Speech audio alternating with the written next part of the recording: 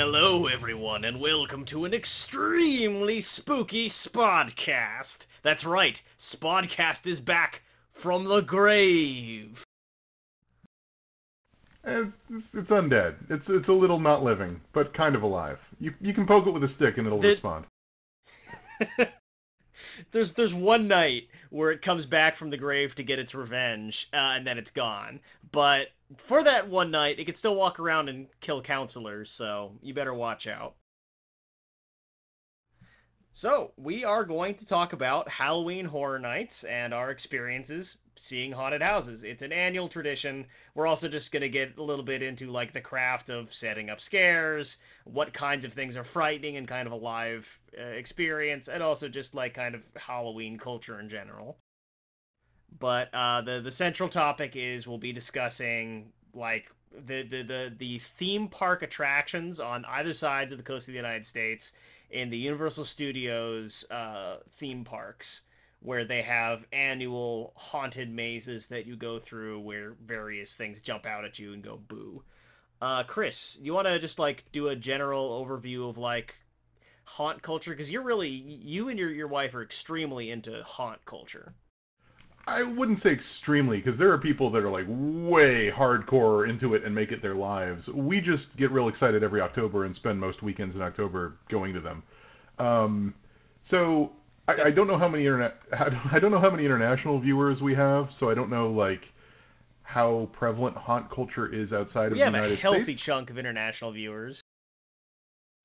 But in the United States, basically, you end up with a situation where there are a lot of local haunts at like local farms and things like that every year. It's one way for a lot of like small businesses, farm owners, that sort of thing, people who own a big chunk of land, to basically use the fact that people are coming out there to buy pumpkins and crap, to also use that space to basically scare locals. And that's sort of the basis of a lot of haunt stuff. Is you walk through a corn maze, or you walk through a small building that's all set up to have spooks where things jump out at you. And in a lot of those, you can do some real interesting things that are very, very, small scale, local. You don't have to worry about things like wheelchair accessibility and other things. So like local haunts do things where they'll puff out air at you and make you Little can do some things like interesting things with somebody, local like a haunts. field hand, accidentally murdering someone with a shovel out in the middle of the field and burying them beyond where anyone will ever know. I mean, that's kind of what makes it scary. Is you really are going out to a farm in the middle of nowhere for people to jump out at you, and you're like, if someone did kill me, I wouldn't be found for days. But it also, I mean, you Right. joke about the And violence, but like, oh, go ahead. oh no, well, I think I know what you're coming around to, but like just to give people an idea of how insane it can get.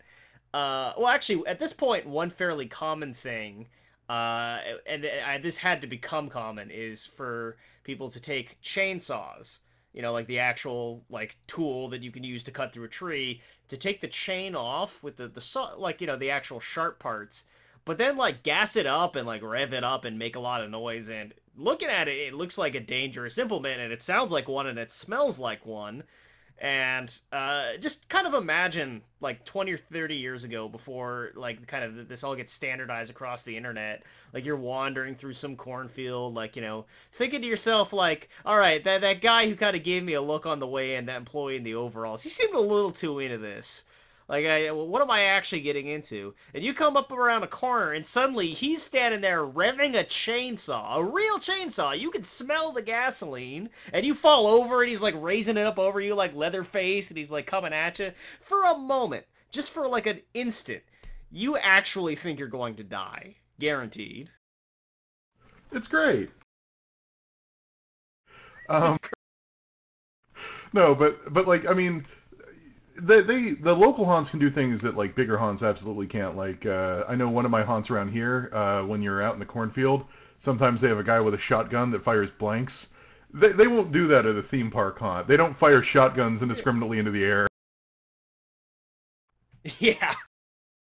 But basically, what ended up happening out of that culture was Universal Studios, who own the rights to They had replicas of the Psycho Hotel and or the Bates Motel and the Psycho House, and they had all the Universal Monster properties. The theme parks had the rights to use Beetlejuice. So back in the early '90s, they started doing their own theme park level version of, hey, we're gonna have for 5 days. You can come and there's like kind of a haunt, and then maybe we'll have a parade or whatever. And then over the past 28 years, it's slowly expanded out to a huge event, and now it's in its own weird class of things where Halloween Horror Nights is different than what you would consider traditional haunt culture insofar as it is driven a lot by intellectual properties, IPs that they purchase the rights to use and turn into haunted houses, and also by the nature of the fact that it's a lot more focused on production value, it's a lot more focused on set design, it's a lot more focused on verisimilitude and making you feel like you're experiencing to borrow a phrase from video games, environmental storytelling experience where you're sort of picking up on the clues of the narrative that they're borrowing from the films as you walk through these spaces. And also, this is where you end up with sort of conga line house walkthrough approaches, because in order to facilitate these huge, expensive, facade-based, mega expensive houses, you need to have a ton of people walking through them. So where a local haunt might let a group of 5 people in at a time to be terrorized as a small group, HHN tends to be this thing where it's just you stand in line to be able to get in a house to stand in line as you walk through the house, where people come and jump out at you, and it really becomes more about how lucky you are with timing as to whether the house works or doesn't work. Yeah.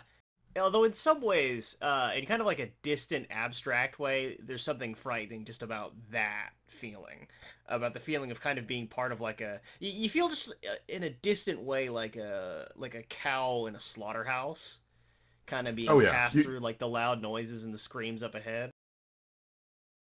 you also have an immense pressure to not stop.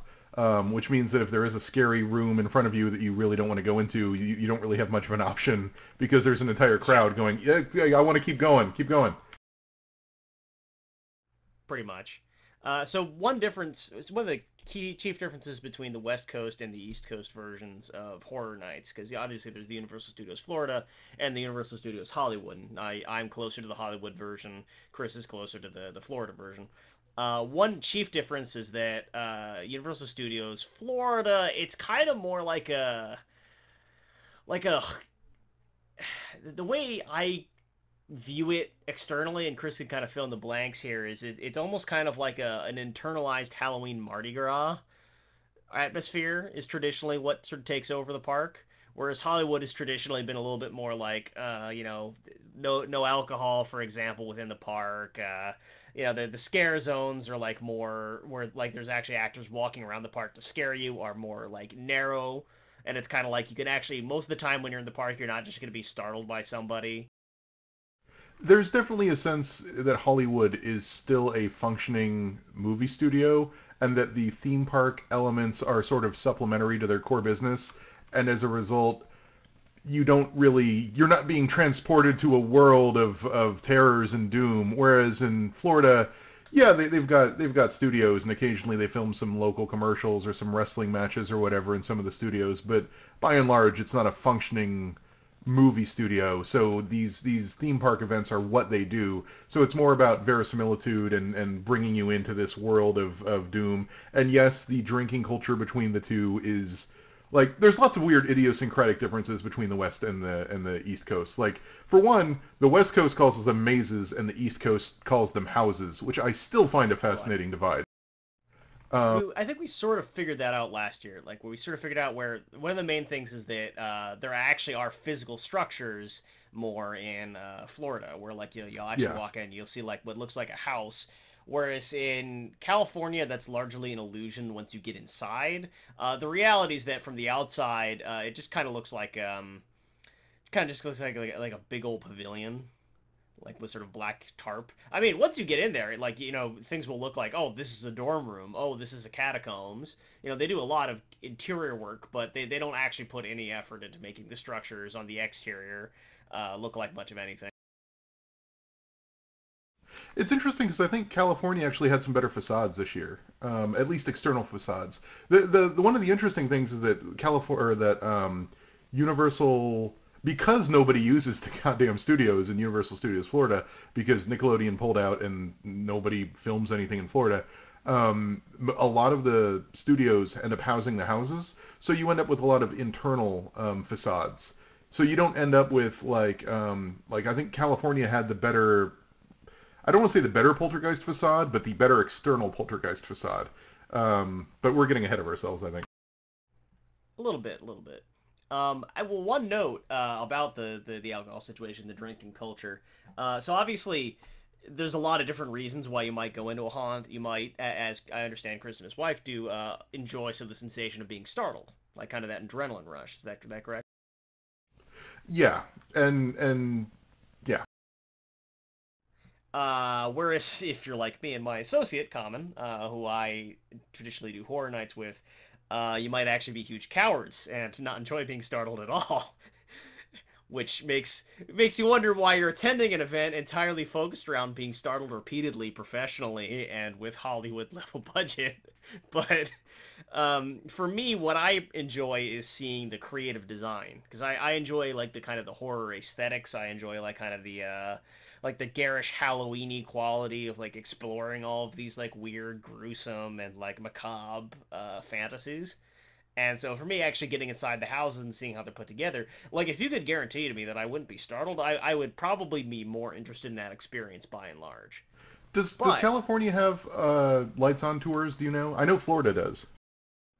I actually don't think so. I haven't heard of it. It might be the sort of thing where it's like one of the packages where if you have money, like you can get a Uh, specific thing. But I'm not aware of any service like that. Um, but anyhow, uh, of course, this intersects interestingly. I was always wondering, like, because it's very clear when you're walking through horror nights, like, that there's these two groups of people. There's the kind that are, like, huddling together, that are, like, screeching their heads off. They're absolutely, like, dying, like, oh my god, I hate this, but are going from house to house to house. And then there are the people who are just, like, kind of loving it. And I was always like, what's the factor that helps bring you in here if you can't get used to the frights? And then I figured it out. It's the alcohol. it is a. It used to be a much bigger problem at Universal Florida. Halloween Horror Nights Florida was primarily a locals thing. It's increasingly less a locals thing as time has gone on. I mean, this event, especially we'll get to Stranger Things in a bit, but especially with Stranger Things as a license, they have. I mean, they have added a Tuesday to the list of days that they are open, which is insane. They've never opened on a Tuesday in the history of the event. That is how crazy crowded it's been this year. Um, so they are expanding beyond just nothing but locals. But for historically, the event has been very locals driven, and as a result, it's sort of become the college kid drinking Halloween party place, and that's been sort of the reputation it got. And there was a point in time where like they had nurses dressed like in bloody clothes walking around with little standees of Jello shots that were blood bags, and you could just buy a blood bag that's basically 2 or 3 Jello shots and just down it out of there. And it was a very alcohol drenched party. Every little standee bar had a full bar. In the past 2 years, they've really cracked down on that in Florida, and now we're at a point where if you go to one of the formal normal during park hours bars, you can get any liquor you want. Like if you go to Finnegan's, or if you go to what else? I think Moe's Tavern has some, and a few other places have alcohol. But generally speaking, now it's basically beer and their pre-mixed drinks, and that's it. And they've gotten rid of the blood bags, and it's been a much more streamlined experience. But I find it interesting that has been happening while California has been loosening restrictions on alcohol, because until the past 2 years, California was a dry event. Yes, yes, absolutely. Now you can get beer at Moe's Tavern, and a couple other areas. I think only in the Simpsons area. Although I actually don't know. I'm not too well versed. I think that those might actually be like the only real big concession areas that are open during the Horror Nights hours because they close off everything else. Like they close off the Hogwarts area, of course. They don't close off all of like the Jurassic Park mummy stuff, but it didn't look like the actual food places were still open. Although That's this was actually interesting. kind of a crummy year for ride fans because usually like one of the few rides that are open during Horror Nights is Jurassic Park. You can ride it at dark night, but the ride's still closed. Yeah. I'm There's still actually I'm still bitter about that. there's actually a billboard on the studios themselves. Like they have movie like advertisements and stuff that you can see from the escalators that go down to the lower lot. And one of them was for the Grinch, and it just showed a big picture of the Grinch, and it actually said, "I can't wait to ride my favorite ride, Jurassic Park." Oh, wait a minute. Oh, oh, oh! Now I'm sad. It has that has not hit Orlando, but all indications are it will soon hit Orlando. So, Anyhow, so before we get into the houses, let me conclude this little aside with my own experience, sort of bring this to a point, which is so my associate Common and I normally go with another person who's extremely like into the value of being shocked and always went in front and sort of absorbed the worst scares for us and kind of took on that responsibility of like being the first one to walk into the room, which is actually like kind of intimidating for me in the past, where like I wanted to kind of have somebody to hide behind a little bit. Uh, and that person's gone now. That person is probably not going to be part of any future tours, so it's just me and Common.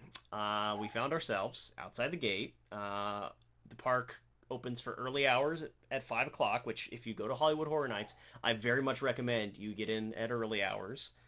But it was only 3:30 for us, and I look at Common, and I look at the gate, and I turn around and I look at the Karl Strauss Brewery behind us, and I say, "Would you perhaps like to get a drink, Common?"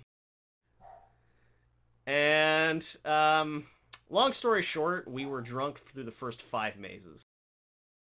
all right.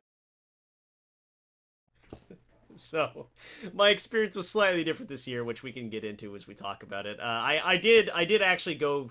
Yeah, I was certainly not blackout drunk. I've never actually been blackout drunk, but I did happen to go through and refresh my memory of all the mazes by viewing the YouTube walkthroughs, which for anybody watching at home, you could probably go on YouTube and find somebody who's done a walkthrough of the Hollywood houses. Probably not the Florida houses. They take those down, but the That Hollywood that's houses, that's they stay up.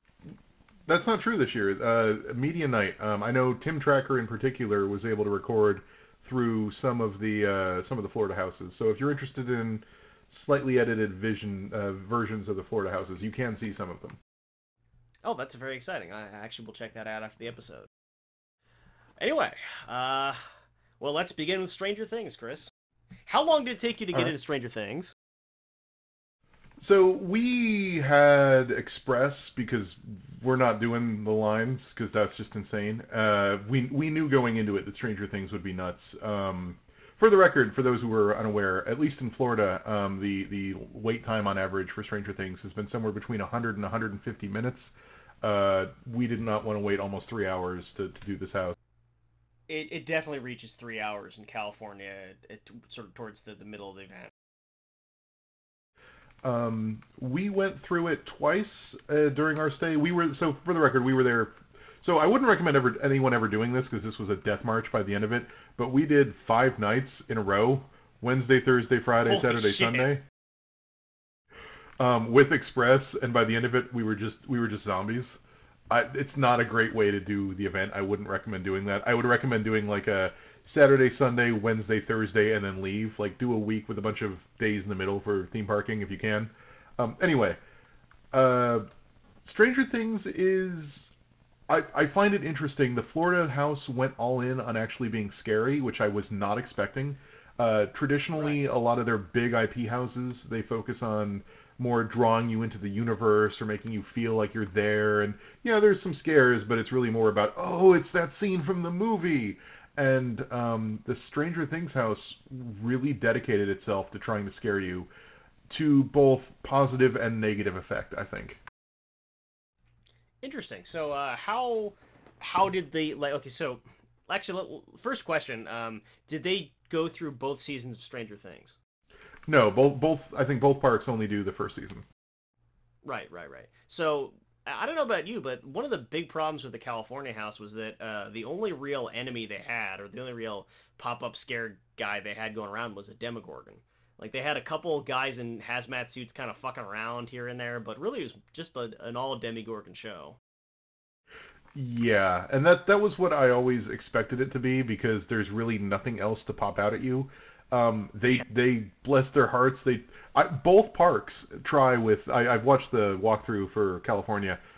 Both parks have a part where Hopper busts out of a thing and goes go go go, and I don't think it works in either park because it's just a guy with a No. beard jumping out and going go, and bless their hearts they're trying, but it doesn't land. It is all of the scares come from either Demogorgons or masked people, but the masked scientists are.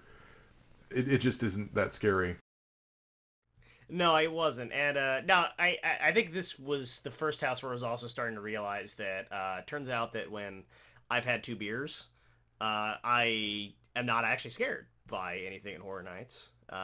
Oh, At the same time, again, like, well, again, that's almost what I'm looking for. Like, I'm more interested in the house designs or the cool stuff. see, that's fascinating to me because like I drink beer before going into houses, not because I necessarily like I'm a chronic alcoholic, but also because I having it dampen my senses makes it harder for me to be able to walk into a room and go, all right, that's the unseen corner, that's a boo hole, he's going to come from Right. here. Like being able to just walk in and analyze the structure of a scare. If I've had a couple beers in me, I walk in and I go, I don't know, it's a scary room. Oh my god, when he jumps out at me. So like having that dampen my senses makes me more likely to get scared, which is interesting that by having it dampen your senses, you're just sort of more immune to it. I think it might be that for you, sort of the scare is more like something that you are seeking out, like that's something that you're remaining open to. That whereas with me, it's kind of like the experience of being scared is like I'm happy to let that just sort of be numb. Uh, yeah, I don't know. That is interesting. But anyway, I did have lots of thoughts about the actual structure of the house a little bit. Uh, which was the Demogorgon costume. In some places, it was very clearly a guy in a costume. Like you could see the eye slits, or Uh, like you could see like the face behind it. That did not work. the one thing that, having watched it, the one thing there are two things in that house in from what I've seen in walkthroughs of the California house that bug me, and I'm curious to see if they bug you because you actually did the house. Um, the first one is the very end scare doesn't work at all, and I don't understand that room. The You room mean where the 11 scare where is 11 is like, yeah, yeah. freezing the Demogorgon, and then but then like at first it seems like he's just like pinned against the wall, but then he like jumps down, like starts like thrashing around at you. Yeah, if they could like mask how he's like being levitated so it looks like he's really suspended and then he jumps down and goes at you, that could be one thing. But he's kind of just standing there and then you walk near him and he goes, eh. And I'm like, that doesn't work. Um, at least It based on worked. what the videos I've seen. It worked a little bit when we went through it actually. I mean, again, I wasn't startled, but I think it worked well because, um, you know, we went through, something about him actually looked like he was also a mannequin. Like you kind of get distracted by the mannequin looking L. Like you're trying to think, oh, is that like a person or is that just like a standee? And it is in fact a standee. And then I think they have like another actor off to the side who's like kind of moving around who distracts you. And you don't actually like go, oh, that's a Demogorgon actor. You go, oh, that's like a Demogorgon. You kind of just like fold him in with the inanimate objects. So when you actually go past him and he like jumps at you, it's a little bit startling. But um, Okay, that makes it sound better. The yeah, other thing that I noticed, and the Florida house does this a little bit, but I noticed that the California houses in general really rely on this, which are the black hallways of doom, where as soon as you pass yeah, through the Demogorgon being pinned to the wall, it's a black hallway, and then a Demogorgon comes out, and then you turn, and then another Demogorgon comes out, and then you exit the house. yeah. Though that's kind of like the crutch of Halloween Horror Nights Hollywood. That's like because like I mentioned, when you look at the outside, the maze is like a black. It's just black canvas stretched between poles to form a literal maze, and it's only through the set design that it kind of comes to life. So if you have space that you need to fill, or like you kind of need to throw in a scare to stitch together one of the mazes, inevitably that's kind of what it ends up being, is like kind of a black hallway of doom. and it never really works that well. Speaking of Black Hallways of Doom, I didn't know if this is what you're going to get into. I had no idea if this could possibly show up in the SoCal 360 whatever video that somebody uploaded, but there was actually several houses where we literally got lost inside the maze a little bit, which, despite the name, Really? that's not supposed to happen. Yeah, and when I say No, they're lost, very obviously I linear. don't mean like, yeah, obviously I don't mean very lost. I mean like we were ushered into a space where we're supposed to like be able to find a way through, but since it's so dark, we end up like sort of like if you had night vision goggles, it would be purely comical, where we're just kind of like bumping into a corner and like getting turned around on each other. And like Abbott and Costelling our way back and forth a little bit before we figure out like we find the hallway we're supposed to go into. That happened on multiple occasions, and on one occasion it was actually kind of frightening, and I think it was somewhat deliberate. But in the Stranger Things house, I'm pretty sure it was just they didn't have an usher there with like a light pointing us the right way. No, the only house I've had that happen to me in this year was the Seeds of Extinction, which was just a profoundly dark house that we went into before it had gotten dark out, so our eyes hadn't adjusted. So we would regularly like, I'm assuming I go right here. Up, nope, that's a wall. I go left. I go left. But we didn't get lost per se. And that can be kind of fun in small doses. Common actually got in the trick or treat house, which we'll get to. Common actually got stuck on a wall, and then somebody jumped at him from behind, and it completely scared the shit out of him. It was one Nice. of the most effective scares of the night, honestly. Oh yeah, but one thing I will say again, California, if you can get in at 5 o'clock, do it. We were in that house inside of 5 minutes. Yeah, same with Florida. If you can do Stay and Scream, you're still probably, unless you're at the very front of the line, looking at maybe an hour wait. But an hour wait still beats the crap out of coming in at 6:30 and seeing that Stranger Things is already at 100 minutes. Yeah, that's very demoralizing. Which, oh yeah, so actually, I'll just go ahead and say this. When I said I was drunk through the first five houses, and then I also made mention 2 beers, that's not just because I am a profound lightweight, although I certainly am that. I think I did the math, and we averaged something like a house every 15 minutes for like the Nice. first, That's not bad. like, yeah, like the first whole chunk of the park. It's a sort of thing where it's 7 o'clock. So I think there's like 7 mazes, and five of them were open before, like from 5:15 essentially, and then the rest opened at 7. And we were done with the 5 mazes that were open by like 6:30. Not too bad. Yeah, that's actually pretty impressive. Yeah, Because 6:30 is when the event opens in Florida. So yeah, and that's we actually were just like trying to kill time, just like okay, let's kill 30 minutes standing here before we're allowed into the other area. And of course, by that point, we're backtracking because the two houses that are open now are near the entrance. So by the time we get to those, it's like 40 minutes, an hour for the line. But well, so I think based on what I've seen of Stranger Things, both California and Florida are pretty comparable in terms of both structure and scares. The one thing I would say that I think California does better, based on what I've seen, is that they do a lot more work with the creepy tearing through dimensions in the buyer's house thing. We don't have a lot of that. We have one room where you walk in and you can kind of see that it's coming through the wall, but it doesn't really, it's not a scare and it doesn't really work.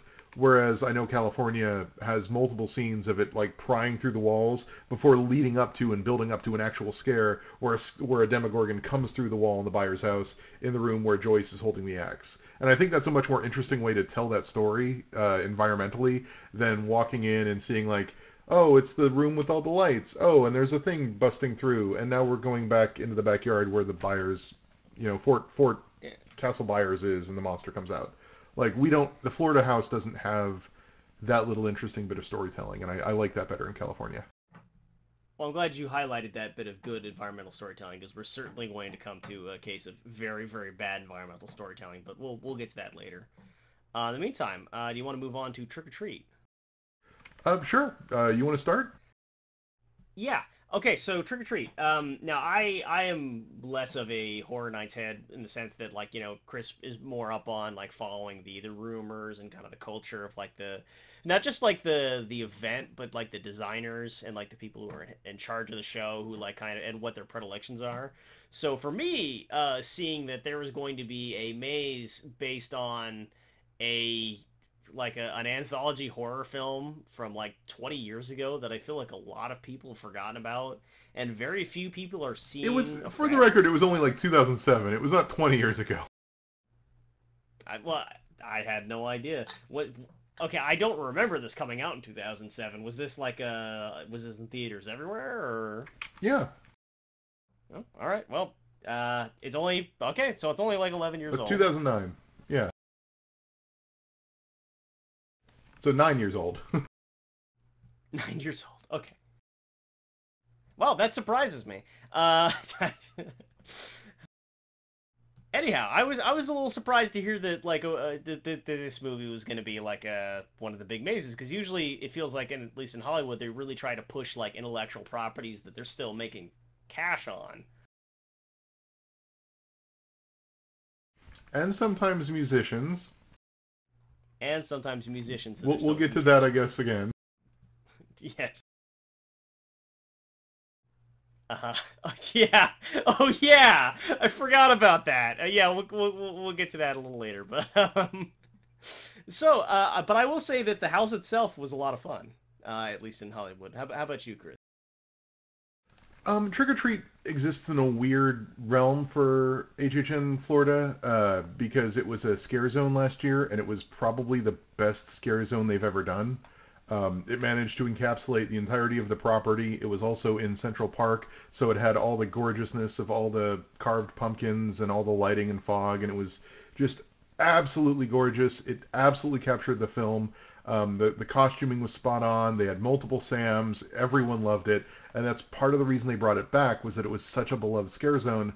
And so I have mixed feelings about the house because the house in Florida is basically mostly recycling the props from the scare zone. Right. The Sam statues came back and they put them in similar positions.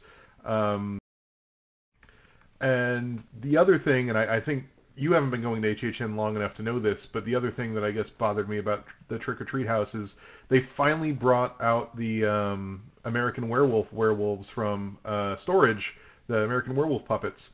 And those things were terrifying in the American Werewolf house because you had to pass right by them in a subway setting where they would jump out and scare you. Here you're in an open wood and it's just not as scary. And it's more Yeah. like, "Aw, I remember that from 3 years ago or 4 years ago or whatever. I love that puppet." And then but it's not scary. And it's not even really used as a distraction. The other problem is that they went, all in on David Pumpkins when it comes to use the expression, to recreate the bus crash scene. And so there are large open areas for the bus crash scene because that was how it was framed in the movie, was basically being in a big quarry. And it is excruciatingly hard to scare people when you're not in a cramped claustrophobic corridor and people are jumping out of boo holes, but you're walking in a 20 by 40-foot room and somebody on the side of the room jumps out and goes, "Hi, I'm a monster." Like, it's no longer scary. It's just sort of like, "Oh, a guy in a costume walked out from around that stone. Look at him there. That's cute." Like, it's no longer scary. As much as they try to make it scary. So the house struggles a little bit. That said, it does add to what they already had from the Trick or Treat scare zone, and it has what's his name? Wilkins as a vampire, which was a scene that was never in the scare zone, so I appreciate seeing that. It's okay. My experience in the house is it's okay. Yeah, the California version was a little less ambitious. Um, and we did have a similar problem with our werewolves. I have no idea if there was like a previous maze that they came from, but They are the American werewolves, and the other thing, as long as we're complaining about Hollywood, can I complain about the fact that your house has the fucking Atmos SFX uh, Sam in the window of that one house of Wilkins's house? yeah, because that It's effect it is something you can purchase online for like money, like you That comes up something that can be occasionally, yeah. something that you can purchase for like personal home use should not be used in an event you're paying $60 to get into to see. That's my personal opinion, but I had that feeling a few times in the event, and I think I have it a few times every year, but yeah, but yeah, the actual like the werewolf area wasn't super great either because they had like a very obviously fake inert werewolf at one point that was just kind of like the most prominent one, and then like they have an animated puppet werewolf that like comes popping out of a boo hole, but like it doesn't. I don't know, it didn't work super well for me. it sucks because I really love those American Werewolf puppets, but they just are not used well in a big open space like the forest. And I get that they kind of have to because the movie has the werewolf scene take place in a forest, but they needed it to be more claustrophobic and confined in order to get you to go, oh no, a werewolf is right next to me, rather than, oh no, a werewolf is 20 feet away. Okay. Since we're on a negativity kick, let's kind of just like get the negativity out of the way here. Blumhouse? Blumhouse. 100% Blumhouse. So Boy. before we get going, I have to say you guys drew the short end of the stick for crappy houses, Yeah, we crappy did. properties. Like we so for the uninitiated, Florida ended up with the first Purge and Happy Death Day. Which Happy Death Day is a horror comedy. It's not the scariest thing in the world, but there's a guy in a baby mask pops out with a knife. We It's we fine. actually had And Happy Death Day last year, and it was surprisingly effective, despite the fact that it was a very limited like number of scenes. The dorms were very well constructed, and the mask is actually kind of creepy, and they had some like good staging with where he'd pop out and jump out at you, and I remember actually quite liking it. So yeah, there you so Happy Death Day is not a bad property, and the first Purge also not a terrible property. I mean, they've done the Purge a million go. times, Yeah. but the Purge, scary guys with masks that pop out and go ah, it's fine. So the Florida house could have been fine. We'll get to why it wasn't in a bit, but the Florida house could have been fine. The California house ended up with two properties that I literally am not sure how you turn into a haunted house. One is Truth or Dare, and the other is the Unfriended. Is it Unfriended 1 or Unfriended 2? I think it's the first Unfriended. It's the first Unfriended. That's right. It's the first unfriend. Yeah. Well, yeah. I also would not know how I would turn those into a haunted house, and they didn't either. So there's that. I gotta be honest with you. So we also had a first purge house. So like we had the Blumhouse maze and then we had the first purge maze, and they were both very forgettable. I literally can't call to mind any details from the purge house, and I was more sober going through that one. And I also watched a walkthrough of it while completely sober the next day. I just I you know I one of the problems is that they've actually been doing purge pretty heavily like the last couple of years. Like last year Yeah. there was a purge area in the Blumhouse maze. The year before that there was like a purge scare zone, and I don't know that they've got many neat tricks to pull off with it. There's not many creative scenes. It was just like kind of a bunch of guys with masks jumping out. So Um, I'm curious about Unfriended and Truth or Dare though, because like the iconic thing of Truth or Dare is the weird yeah. bug-eyed thing, and I'm curious how they even tried to attempt that in the house if they did. Okay. So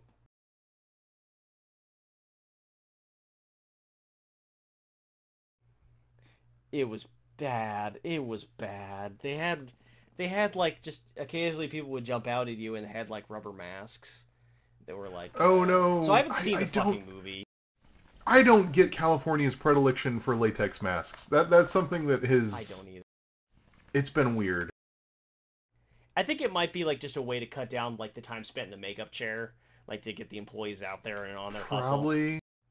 They got those hungry young LA actors, you know.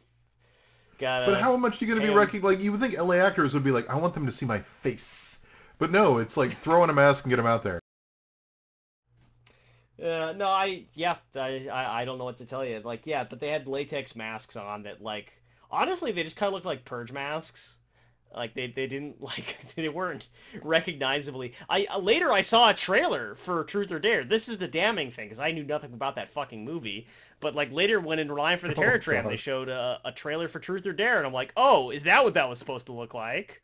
Because I didn't Yeah. realize. I had no idea what that Truth or Dare was like going through it. Like we literally got through it. I'm like, what movie was that? Like what was that about? What was happening?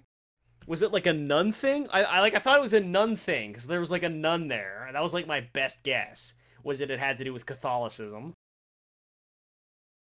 Like we recorded notes, and I'm like, so is that just like Catholicism themed house? Was that the deal there? And as for Unfriended, again, I actually really can't remember what they did, but it was not very impressive. Oh, you know what it was? We went through the actual like the rooms of the various kids and they're like freaking their shit out like something bad's happening, it's real bad, and then like the girl steps out from somewhere. I guess it's a girl, and there was like one area where like you stabbed in the eyeball, but like honestly the moment where I kind of knew it was gonna suck was like actually this is one thing I really enjoy about anthology houses generally is like houses with multiple themes is that like the kind of transition areas because they often find like cool framing devices to tell you like, oh, now you're entering this world, oh, now you're entering that world. Like a couple years ago, American Horror Story, when you're entering like the freak show, it had like the big freak show like tent entrance with the creepy face. It was great. But the unfriended area is like you just enter like a movie theater and there's like a screen that has unfriended projected onto it, and there's no scares in there. There's no scares in the theater.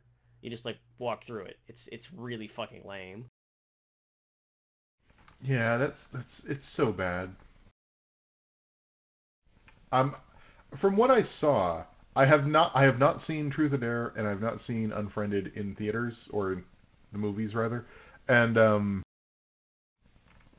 from what I saw of walkthroughs, the Truth or Dare bit looks unbearably boring and bad. The Unfriended bit at least looked kind of interesting because there was some weird demon thing. I don't know what it It was was. okay. It seemed better than the Truth or Dare bit. That's all I could say. It was. The Truth or Dare bit was the nadir for sure. As far as the Florida version of Blumhouse, the Happy Death Day stuff is fun. It's cute. It's not particularly scary. It's guy in a baby mask jumps out at you, and you do the same day over and over. So you go into the dorm room, and then you see her die in the boyfriend's bedroom or whatever, like she did in the movie. And then you go into the dorm room, and then you see her in the parking lot where she escapes. You go into the dorm room, and then you see some other scene from the movie that I can't remember. So it does the Happy Death Day thing of you're repeating the same day over and over again. It's a little repetitive because there's only one monster that can come out, which is the babyface guy, and you're going through the same room two or three times. But it's fine. It works. There's scares. Um, it's when we approach the first Purge that I have real issues with the way Blumhouse works. Happy Death Day was not super scary, but it's cute. The first Purge gets weird. Um, Specifically, I am uncomfortable with the way it frames itself, and I'm trying to be very delicate in my conversation here, but like having seen the film, there is a bunch of so basically spoilers for the first Purge if you haven't seen it, but I mean it's the Purge. It's not like you don't know what's going on. Um, in the first Purge, you basically end up in it's the first time the Purge is experimented on, and it happens in Brooklyn and just Brooklyn, and the rest of the country doesn't do the Purge, and much like the rest of the Purge reveal, where like we think that everyone's going to kill each other, but then they don't because people are decent, but then the system itself decides to take matters in their own hands and has a bunch of fascist, racist government people come in KKK outfits and Nazi paraphernalia and kill all of the people, primarily people of color, and the people of color are our heroes. Blah blah blah. That's sort of the undercurrent of the Purge. Um, so that's sort of what's going on in the movie.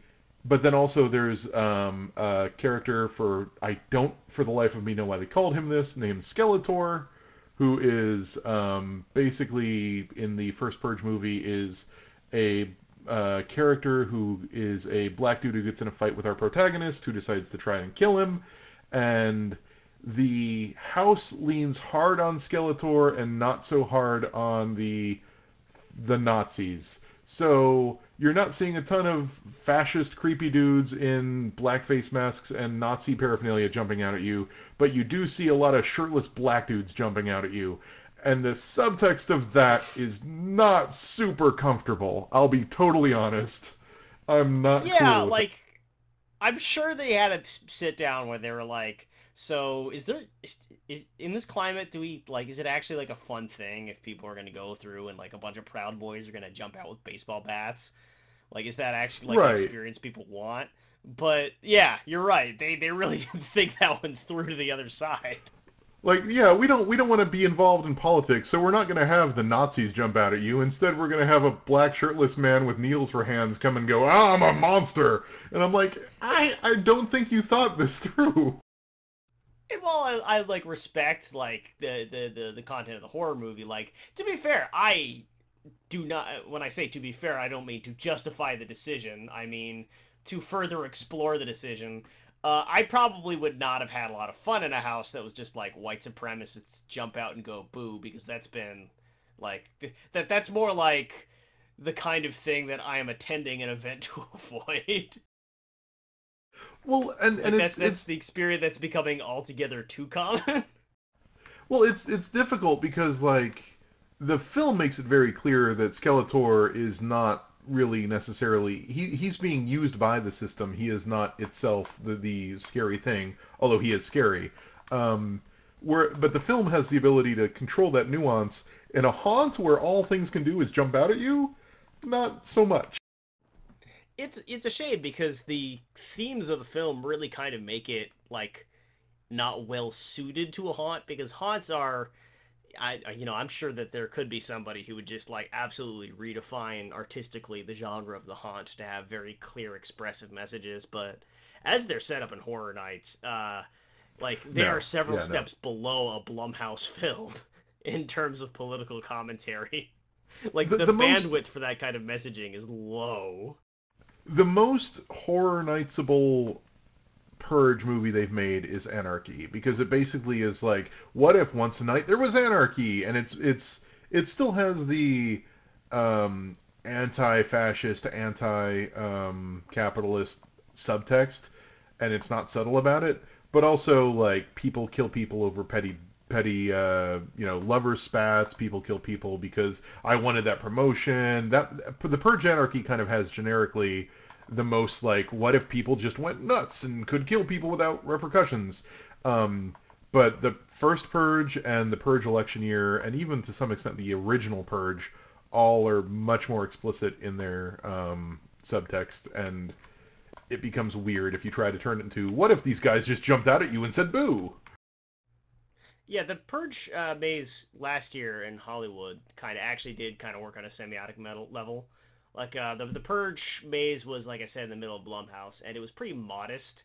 It was basically just like one big outdoor alleyway that kind of like curves around like a bunch of junked cars and like corpses and stuff. And it works because it was distilled to like a single image, which was like a bunch of chainsaw knife wielding like purgers like wearing like goofy Liberty costumes, I guess, based on election year, and they were Yeah. absolutely blasting "Party in the USA." And like all of the purgers were like kind of they're kind of like alternating between bopping to it and then like trying to kill you, and that actually worked pretty well. That also works because in the context of the film, all the people dressed up in Americana, like, I don't know how prescient that film actually was, but all of the people dressed up in Americana in that movie were, I believe, either Eastern European or Russian, who came to the United States as a tourist to enjoy the purge, and then dressed up in Americana because it let them indulge. Jesus So Christ. yeah, I don't know how prescient that was, but it's a thing. But let's move on. The Blumhouse houses were not very good. Let's just leave it at that. Yeah, let's leave it at that. Well, that takes us through Blumhouse and first Purge. That's nice. Halloween 4. So that was another house we both had. The Halloween 4 house. Yeah. Yeah, I had a feeling you were going Okay. to be disappointed by it. Well, here's my problem. I don't like Halloween 4 from the get-go, so you're gonna really like have trouble getting me to care. Halloween 4 is not a good movie, and it's especially not a good horror movie, and it's double especially not a good movie that you can turn into a haunt. Like, nothing happens in that goddamn movie, and nothing can easily be turned into something scary. So it does scenes from the movie. Michael Myers jumps out at you, and okay, if and I say this as somebody who really likes Halloween, the franchise, 1, 2, 3, I guess H2O, and the most recent one. So I like a lot of Halloween movies, but anything involving the Jamie saga is terrible, and On I any don't given care. day, I just want to say if you put a gun to my head and asked me, all right, H2O, is that Friday the 13th H2O, Halloween H2O, or Nightmare on Elm Street H2O, I think I'd probably, like, sweat bullets and not actually land on the right answer. Well, H2O is basically similar to the remake insofar as it's got Jamie Lee Curtis dealing with the fact that she's got PTSD and she's got a kid. It's just the only difference is instead of being a 60 something grandma, she's a 40 something parent. But it's very similar. Right. Yeah. There's some the individual elements that worked pretty well on the Hollywood element, the Hollywood end. One of them was actually not too far off what you were talking about, like the fear effects thing, where like you walk up and like so the exterior of the maze, the facade, if you will, was dressed up sort of like the front of the house, and they had like actually like the front of it like a diner, and they had like a lady who was mopping, and like she stops to like listen to the radio as it's like broadcasting the like he escapes thing, and she something like it's actually very well done, like the way she sort of keeps watching the radio and like clutching her mop tight as like you see the shadow of Michael Myers creeping up behind her. Like that works pretty well, despite the fact that it is ultimately a fairly straightforward effect. See, that um sounds cool though. Like our house doesn't. So for full disclosure, our Halloween house takes place in the Shrek theater for Shrek 3D, and right, we're in the as such, Waterworld area. we don't get a facade for Halloween 4. We just walk straight into like you're walking into Shrek's back entrance, and then suddenly you're in the I don't know the what is it, Smith Grove or Smithfield Grove or whatever, the mental institution, and he's being transferred out, and then that's it. That's where the house starts. There really isn't a facade of any sort. Michael Myers just It's like stalks out with his knife, and suddenly you just like see a silhouette boom against the wall and get out of my swamp. it's the sort of thing where you get. I'm sure it makes no sense if you haven't seen the movie because you walk in and there's a little radio going like, "Oh, we're moving Michael Myers. We're moving him. We're moving." And then you turn the corner and you're in the gas station from the film where Donald Pleasance is firing at the bandaged Michael Myers. And if you have not seen the movie, you have no idea what any of this means. Yeah, that's kind of a thing they do actually. They've done a few every time I've seen them do a Michael Myers, so they have somebody shooting at him, like usually Donald Pleasance. It's always Donald Pleasance, and why the fuck was that guy his psychologist for like 30 goddamn years? You would think after the first time he called him evil, somebody would have pulled him off the fucking case. But no, the dude shoots him 6 times, then shoots him in the eyes, or Laurie Strode shoots him in the eyes and burns him to death, and then the dude is permanently disfigured from that, and they still let him be the guy's psychologist for like another 4 fucking movies. It's insane. We've dismissed Michael Myers psychologist and replaced him with a mechanic specializing in heavy equipment. All I'm saying is Loomis should not be allowed to be anybody's psychologist. Like anybody should not be allowed to be someone's psychologist if you've shot them 6 times and you say that they are pure evil and there's nothing but deadness in their eyes. Like at that point, you should just not. Muldoon. Seriously. Yeah. So anyway, I guess that's pretty much all we have to say about Halloween 4. it's serviceable. It's not scary. It's just if Michael Myers is what trips your scary thing, he jumps out at you sometimes, and that's great. And if you like that movie, good. But I, as somebody who likes Halloween, does not like that movie. I have nicer things to say about almost every remaining attraction in the park. So, Yeah, same. speaking of which, Poltergeist. Wow, that actually went really well. I really like Poltergeist. Poltergeist is probably going to win House of the Year for Florida, and it's up against some pretty stiff competition.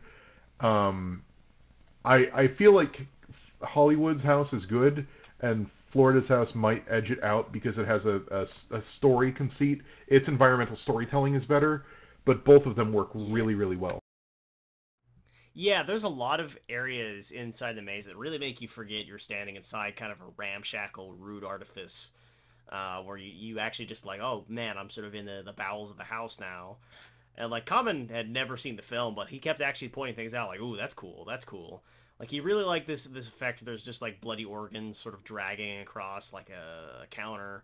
It gets this kind of like an overused thing where they overuse the effect of like the guy with his face ripped off or melted off. Like they have him. There's a Yeah, couple actors wearing that mask. they it's interesting to see the obsessions of both coasts because I know that California went all in on the dude that rips his face off, and I know that Florida went all in on the evil clown puppet, and both of them just Yeah, went all in on that particular fixation. And Florida fucking loves its weird evil clowns, and California apparently yeah, loves dudes who rip their own faces off. pretty much. We did have our share of the clown thing, and there's a really good scare where you're walking through an area and the clown pops out under a bed reaching for your ankle, and that Nice. went very well. But definitely the crowning jewel effect, and this wasn't even like scary, although it would have been probably made us shit ourselves if we'd like been startled by it. But unfortunately, kind of like the way the key worked out, we saw it ahead of time. But even so, immediately afterwards, the first things out of our mouth was just, boy, that's cool. Uh, the glowing skull. Yes, it's interesting. Both houses have that. Yours is the only one that sprays people in the face. I don't believe ours actually has any water effect associated with it. California loves our water effects. What is They it? do. Why are we so frightened by the waste of water? Oh, I.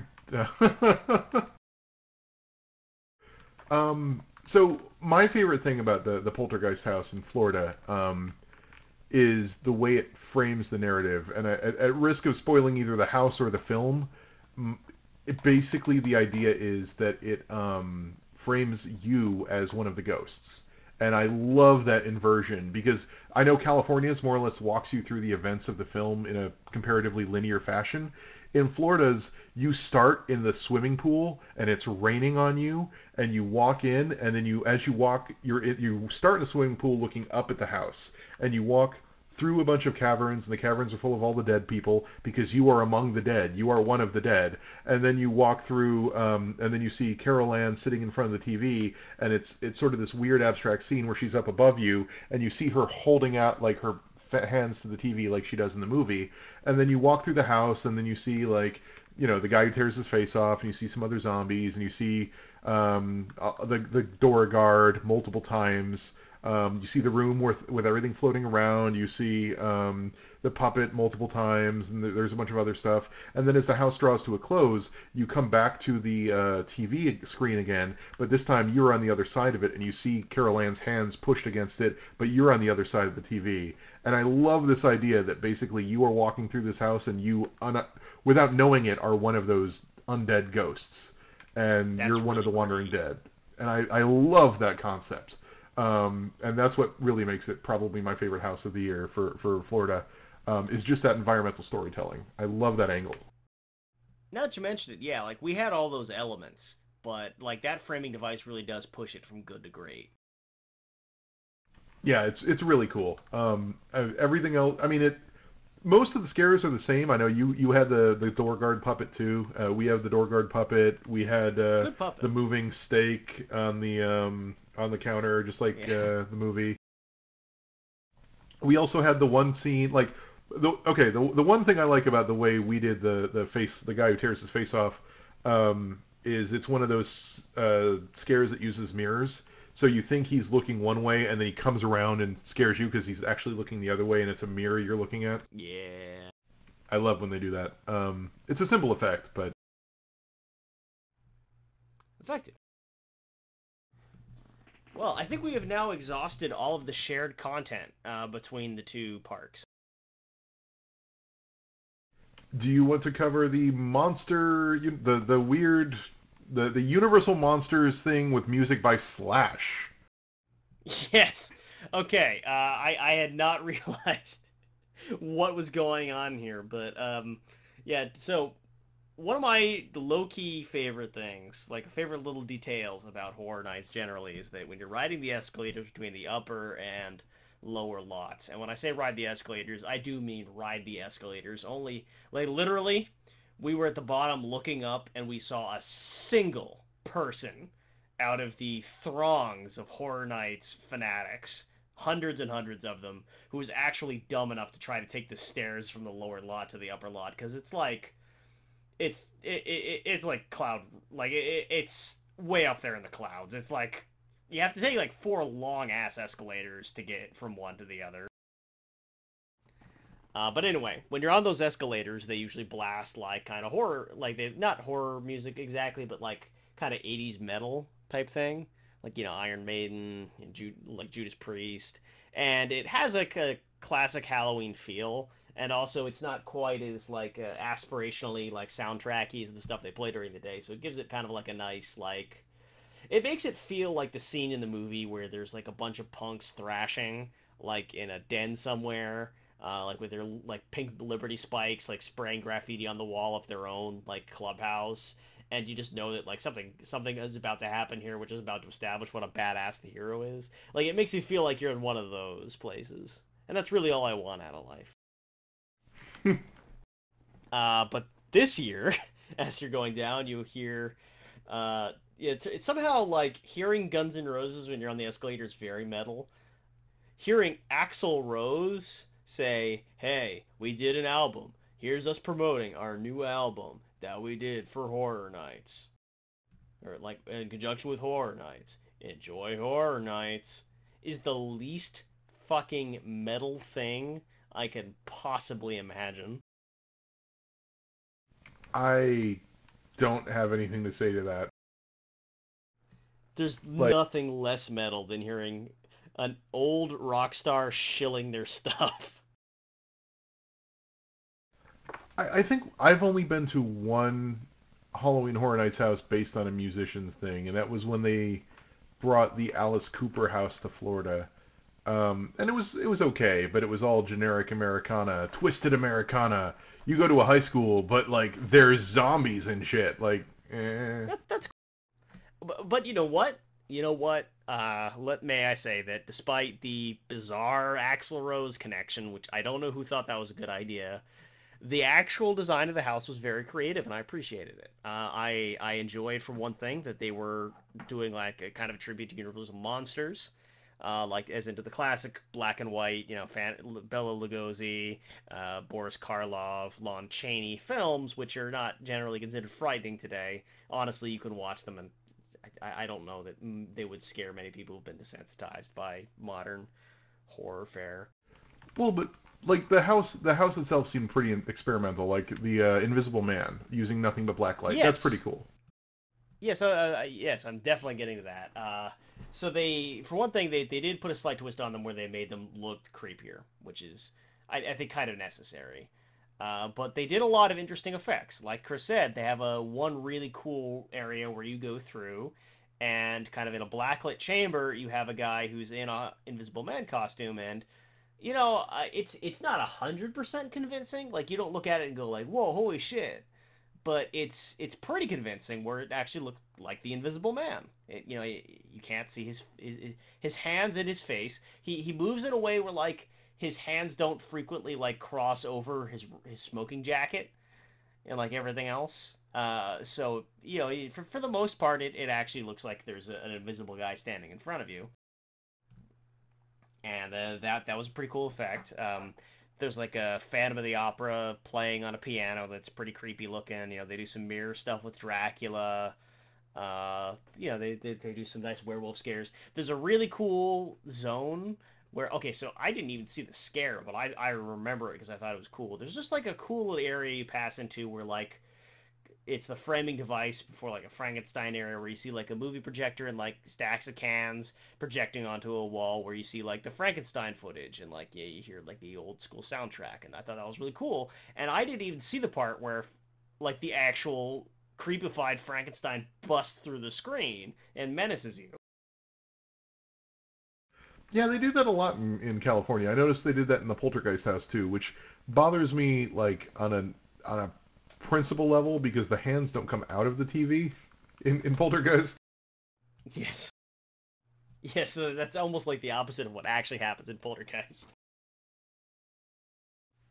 But I mean, it's effective. It worked pretty well, I'd say, in the horror in the Universal Monsters house. So I really appreciated, like, like I say, like I like creativity, I like design. It's weird to say creative about rehashing literally their most remade and revisited properties, but I enjoyed it. I think that it was a departure. It was a breath of fresh air. I mean, California doesn't get that many original properties or unique IP, non-IP houses, I No, guess. And it no, was nice not to at all. see like something that isn't a movie, especially a recent movie, like that I feel like really constrains a lot of what California ends up doing for its HHN is everything seems so IP driven. I mean, Yeah. Florida this year was a nice even split of 5 IP houses and 5 originals. And don't worry, I'm not going through every one in laborious detail if we get there. But California had what 5 IP houses and one kind of original in terms It's like of six it being IP the houses and one original house, yeah. And then if we're yeah. lucky, they throw us a bone during Terror Tram. Like that's where, if we're lucky, we get original stuff. And we actually we did this year, although How was original. the We'll get tram? to that. I still don't see how that's scary. Um, well, you're not wrong. um, do you mean the concept of the Terror Tram, or do you mean the actual execution? Well, to bring this full circle, like um, I do a lot of local haunts, and local haunts tend to have a lot of houses, which are pretty scary, and corn mazes with monsters in them, which are also scary. And then they have a hayride, a haunted hayride, and really what that means is you sit on a hayride, and as they drag you through the random bits of the farm, guys will come out and slam the side of the tram, or will jump up on the train with you and be like, ah, I'm a monster, and then jump off, and it's really just sort of a opportunity to sit down while riding around and having scary things jump out at you, but they're not really Okay, scary. And I feel like the Universal Hollywood tram is like the mega budget equivalent of that. okay. Well, that I can see why you'd think that's definitely what I expected when I even heard about the Terror Tram as a concept, but that's actually not what it is. That what they do is much cooler in theory. So I'm about to go through like a good news, bad news thing regarding the horror Okay. Terror Tram. So full history for those of you who are not fully acquainted with the intricacies of West Coast venerable theme park institutions. So Hollywood has, in theory, outside the theme park, and in fact in practice, they have a bunch of studios and movie sets and stuff they use, which they just kind of like keep handy for like various films. Like they have the set for The Good Place, which is all dressed up like heaven. It's like the actual set. And during the daytime, they'll put you on a tram and they'll drive you through all that stuff.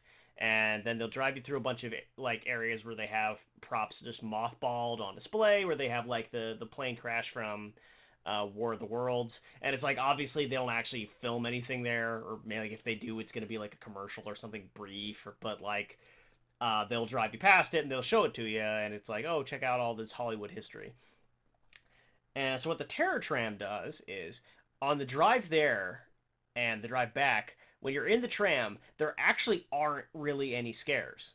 If anything, what they do is they have like video that plays on like the tour window basically, where like you get to watch the preamble. But the actual event is at some point they stop the tram and you get out, and then you walk through like a specially curated area of the back lot, like kind of a race course through the back lot, and you double back around to the road, the back road, and get back on the tram and drive back. So that's what it is basically. So it's a walking terror area, but they just take a tram to get you there. Yeah, basically. And here's the good news, bad news, good news, bad news. So the good news is, the first time you do this, it's actually shit scary. Like it's terrifying Okay. to get off the tram and just be like faced with like and I'm speaking here like as a complete no novice. This was my experience of like, oh shit, I get to get off and like wander through this actual like dark backlit area where there's plenty of areas for like guys to hide. Like that was terrifying. And I really didn't want to do it. Here's the bad news. So you're going with a large group, and you tend to go through like it's a broad, kind of a wider area you're going through than the average maze, and you can kind of like they do a decent job at like making it kinked, but you can usually see ahead. Even the first horror nights where I was like shitting myself constantly, I wasn't really scared of anything from the Terror Tram tour. So that's bad news.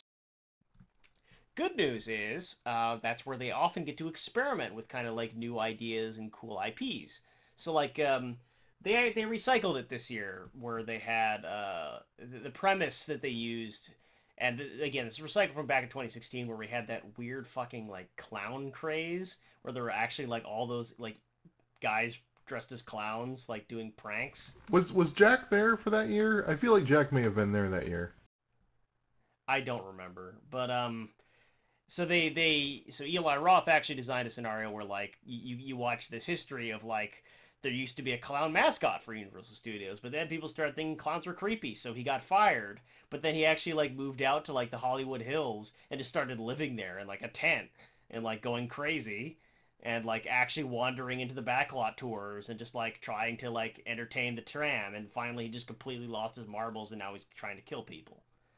Uh, so that's kind of a cool idea, and they have a whenever they do this, they have a great start to the Trayer Tram.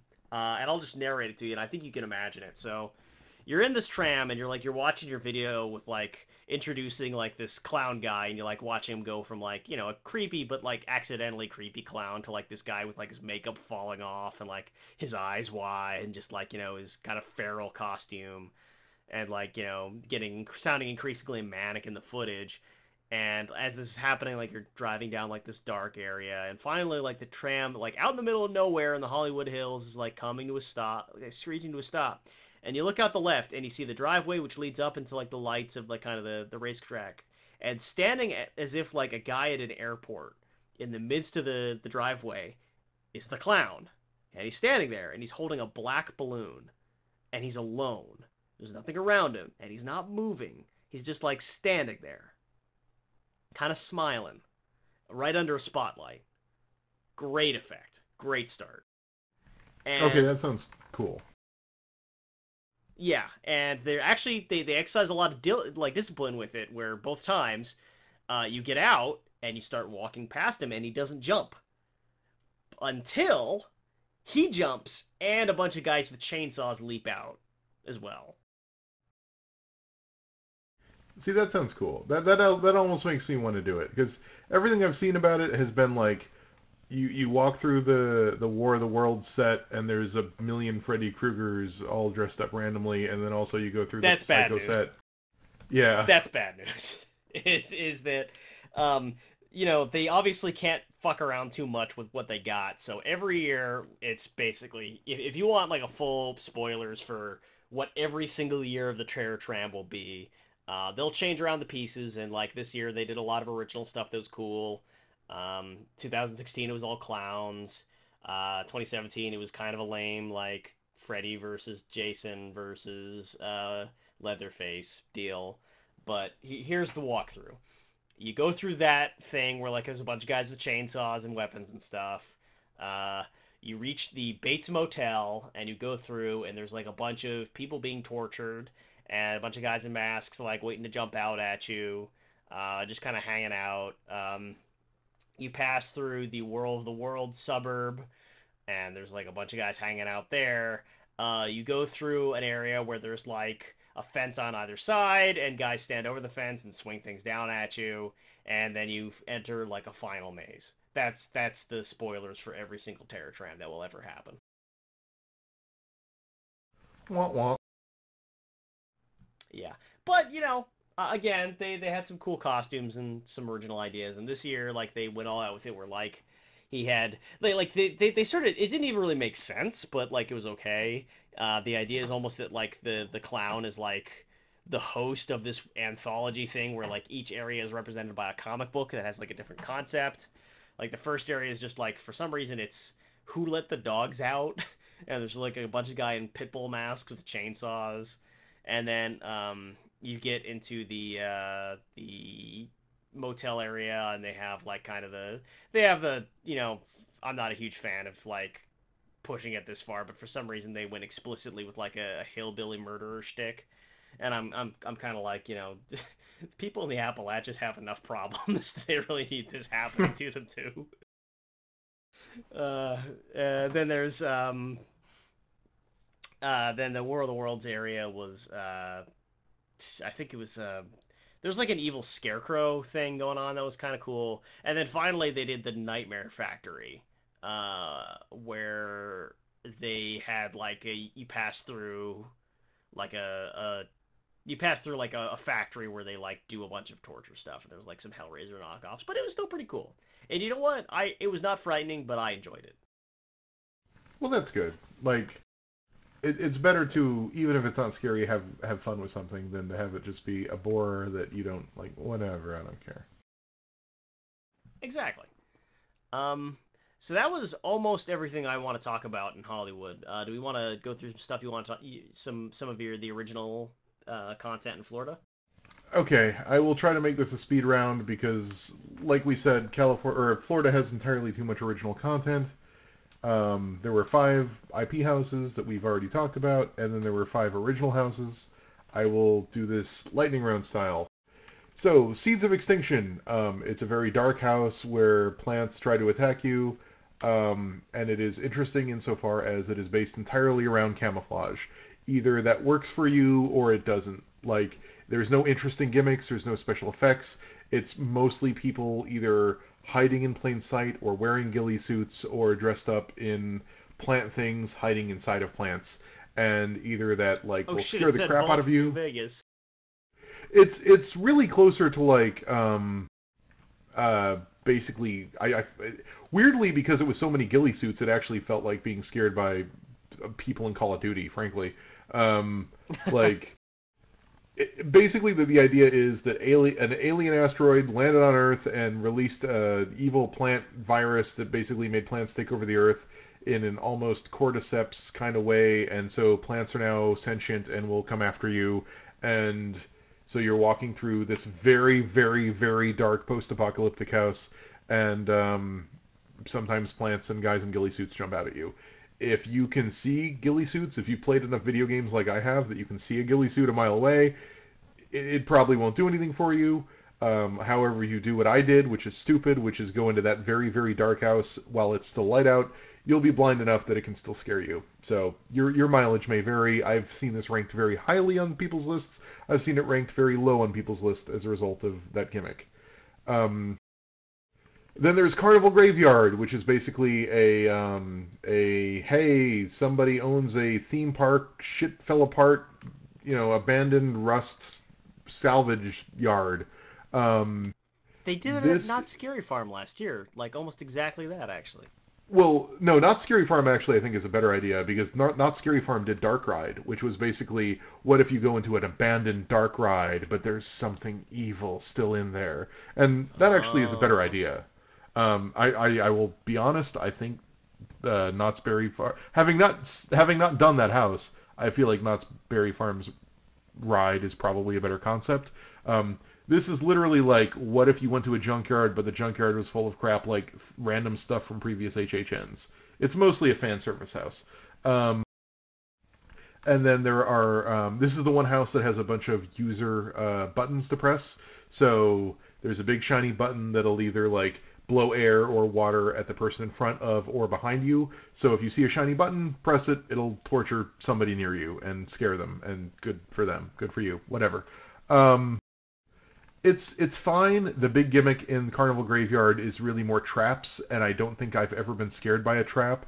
There's lots of like automated noisemakers and automated things where you walk in and a trap springs and it just snaps and makes a big noise, and it's not scary and there's not really a monster. It's just metal clanging on metal, and the idea is you are trespassing on the graveyard, and the guy who owns the graveyard doesn't like you, and that's kind of it. And it's very pretty. It's full of Easter eggs. If you like HHN history, it's very much up your alley. If you like user-generated traps, it's up your alley.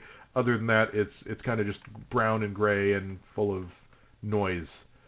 It is pretty long though. Then there's Dead Exposure, which is probably my favorite, well, my second favorite of the originals. Dead Exposure's big gimmick is you are in the midst of France in the 1980s when the zombie outbreak happens, and there is a vaccine that makes you immune to zombies, but the downside is it slowly makes you go blind. So what happens is they have big smoke machines as you enter the house.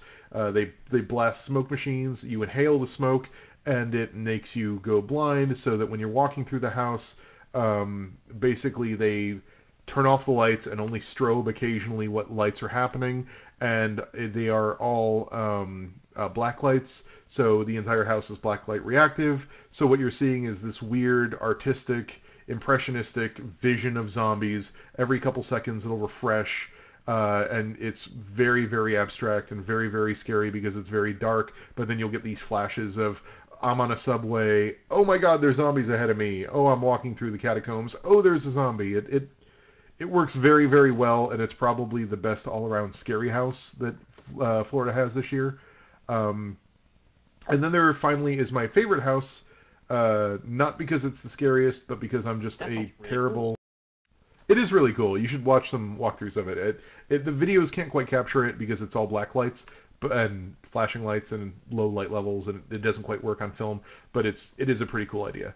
Um, Specifically, the subway area is my favorite area of Dead Exposure because you're walking towards like so.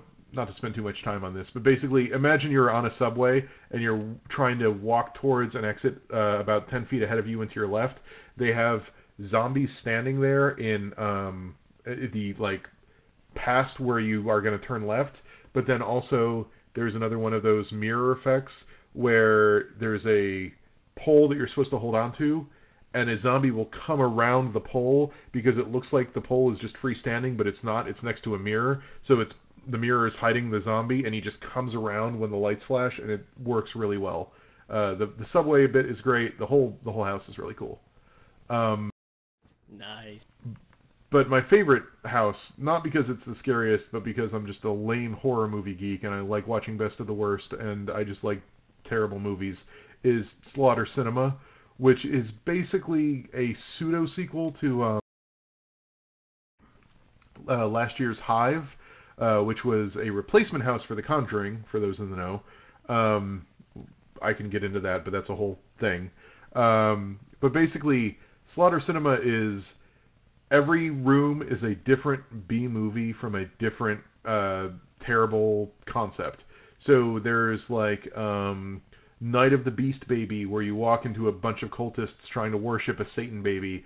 There's Barber Chop, where there's a serial killer barber. There's House Swarming, or there's what is it? It's not Critters, but it's something like that. God damn it! I bought the shirt for this.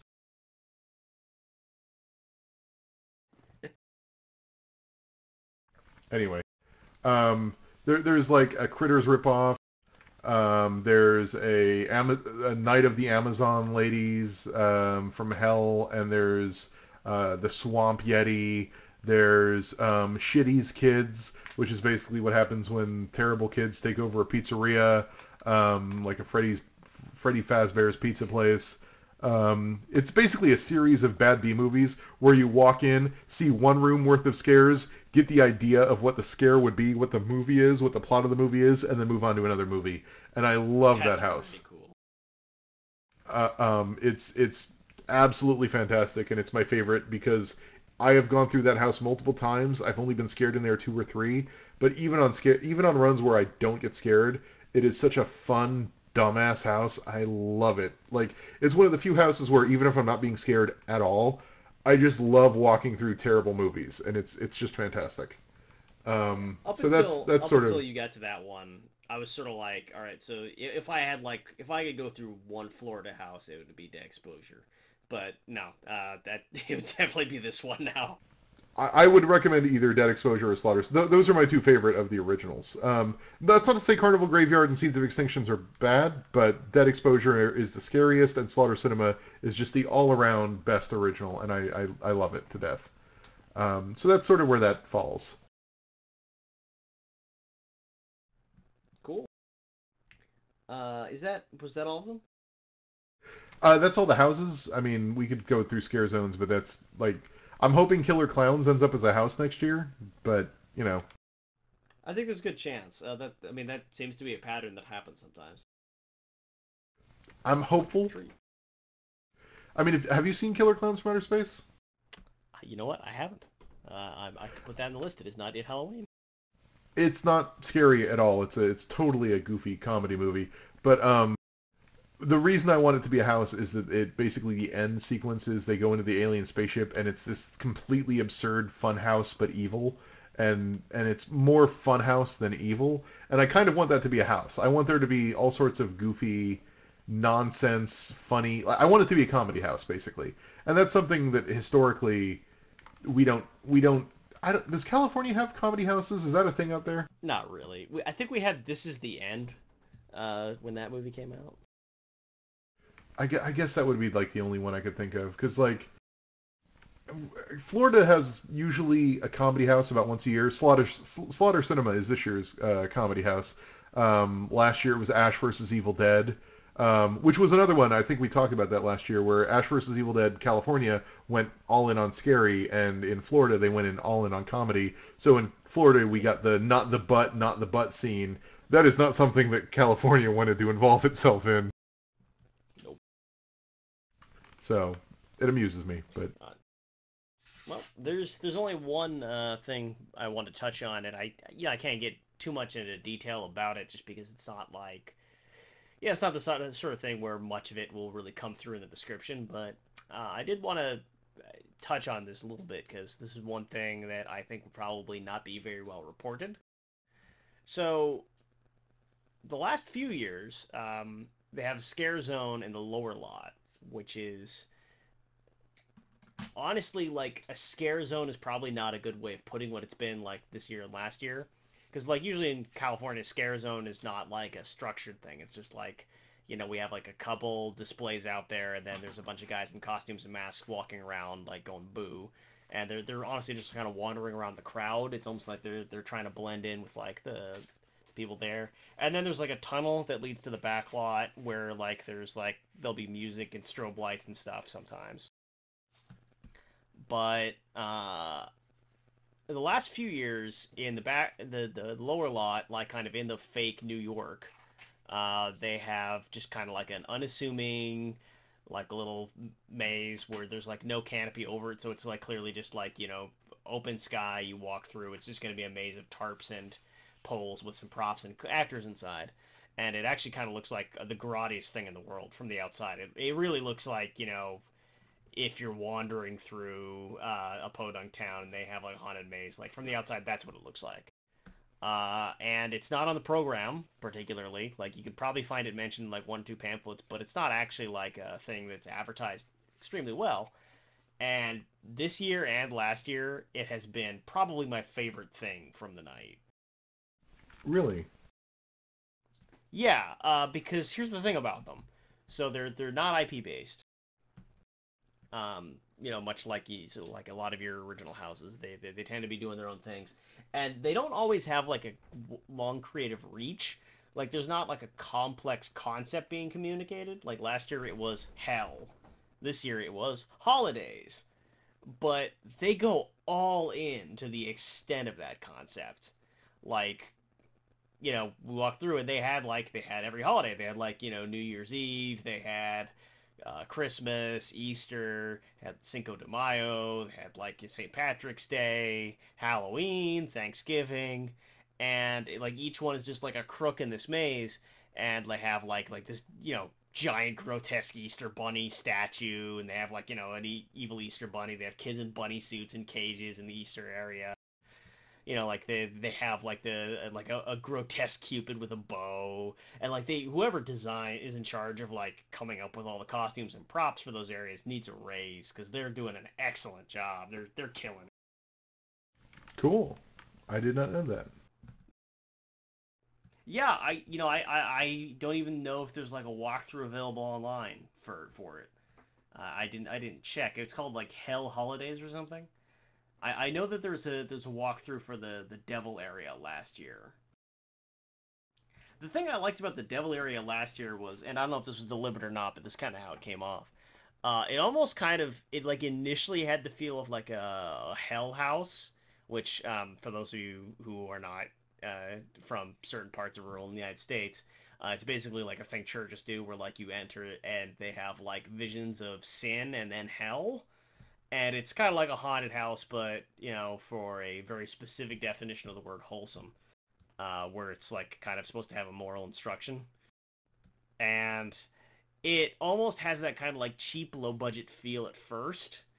But as you go deeper in, the devil costumes get really elaborate, and like the scenes of torment become very, very like grotesque. And then finally, it ends with like a giant Satan on stilts. That's just basically the most badass thing ever.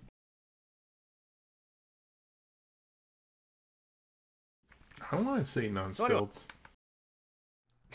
yep. Th- So that is anyway, one. That is one thing I think California does better is when it goes big, it goes very big. Like how the AVP yes, house had a queen and we didn't have a queen. yeah, I think that is you're right that sort of throwing around a budget on specific things is one thing that Hollywood does better. Like going all out on one prop. Well, I guess that's probably just about it, isn't it? Unless we want to compare Jabberwockies versus Academy of Villains, I fucking skip which Jabberwockies. I... I'm good with Jabberwockies. I require no further Jabberwockies. fair enough. They're immensely talented. You know what? They do a great job at what they do, but it's just I'm not about that. Like the actual skits is the problem. Like if they just like if you just come around like the Jabberwockies do a dance, that'd be one thing. But like the skits they do for horror nights are like they oscillate between like pretty much the dominating thought I've had sitting in on them is if I figure out the pattern, I can figure out how soon I can get out of here to get back to the event. Like if I can figure out like whatever the formula is here, that'll give me like a timer on when this like I'm gonna get to stand up and leave without making a scene. See, it's weird because I've heard how much Californians hate the Jabberwockies, and it's interesting because people do not hate Academy of Villains the way that people hate the Jabberwockies in California. I think one of the reasons why people hate the Jabberwockies, like I don't know what Academy villains do, but the Jabberwockies, nothing about their show is actually very Halloweeny. Like both of the shows I've seen by them, they were actually there's nothing particularly like horror about them. Like it was kind of an Alice in Wonderland thing the first year, which had maybe like a couple vaguely Halloweenish things, but like it would never pass for like a like you would never be like, oh, let's do this show during the Halloween season for the spooky season. And then the next year, like they did like a Star Trek thing, which was very not scary. It's interesting because I hear that they don't update their show enough. Also, whereas Academy of Villains has kind of reinvented themselves every year they've been here. This year they're doing a cyberpunk thing, which isn't scary per se, but involves generically um, evil computer cyborgs that are scary trying to kill humans and humans that are trying to survive. So it's like kind of tangentially Halloween-ish. Right, right. Anyway, that's just And interesting. plus, That there's like a slight degree of extra horror because nope, sorry, no, I completely lost my point. I think I was working up to a Academy of Vilna, like Vilnius University joke, but it fell through. I don't actually know anything about it. I was looking at the Wikipedia article and nothing leapt to mind. Probably just cut that. So yeah, that's Halloween Horror Nights, I guess. Yep. Here's to next year. I would say I Yeah, had a good time. I would say this year for both coasts has been a pretty strong year. I can't speak entirely for California, having watched the videos, but it seemed pretty strong. I know Florida was a particularly strong year. Like I worry next year will not be able to live up to this. You know, the lows were pretty low in California. That's the only qualifying factor. Yeah, I would say that, like, you know, if you're talking about Blumhouse was almost a waste of a house. I think that probably ranks up with the worst one I've been to. And then The Purge was just also pretty nothing. And then, like, when you throw in some slightly weak performances from Halloween 4 and, you know, a not very scary Stranger Things, it was sort of building up to not a great year. But the highlights of Poltergeist and, you know, I really like Universal Monsters, so I would rate it reasonably highly. And of course, you know, the real horror nights was the friendships you made along the way. I mean, I feel like Florida really the downsides are Blumhouse and Halloween 4, and even those are not like I've done dud houses that did nothing for me. These aren't dud houses, they're just like you'll get one good scare houses. Like it's that level of like it's not a waste of time, but you're gonna go in and be like, all right, ooh, that got me. All right, all right, all right, all right, I'm done. And so, if that's the worst houses I can name, I have gone to worse years where the majority of houses would not reach that level of fright. So, based on just a do the houses work as scary houses, this was a pretty strong year. Well, we'll check in with you guys next year and let you know how things shape up. Yep. See you next year when the Spodcast comes back again to murder or to bore you with an hour Oh and a half God, of haunts. it will be the only Spodcast episode, won't it? It will be the next Spodcast episode. We're turning the Spodcast into an annualized franchise. We have to really rename it if that's going to be the case. So if you have any haunting names for a Spodcast, let us know.